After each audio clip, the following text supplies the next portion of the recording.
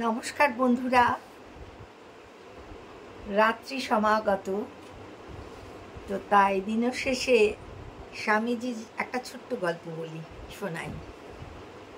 স্বামীজির কাছে এক যুবক এসেছেন, বলছেন, স্বামীজি, আমি অনেক দলে মিশেছি, কিন্তু সত্য যে কি সেটা আমি আজও ঠিক করতে পারলাম না। আমি প্রতিদিন দরজা বন্ধ করে ধ্যানে বসি ও চোখ বন্ধ করে রাখি, কিন্তু তবু শান্তি পাই না কেন? স্বামীজি বললেন, শান্তি যদি চাও এর ঠিক বিপরীতটা তোমায় করতে হবে। দরজাটা খোলা রাখতে হবে আর চোখ মেলে চারিদিকে তাকাতে হবে।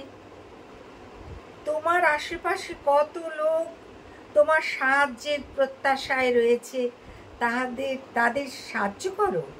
ক্ষুধার্তকে অন্ন দাও, তৃষ্ণার্তকে জল দাও, যথাসাধ্য পরের উপকার করো, তাতেই মনে শান্তি আসবে। এটা আমি কিন্তু মানি। একমাত্র অন্যের জন্য কিছু করতে পারলে সবচেয়ে বেশি ভালো লাগে।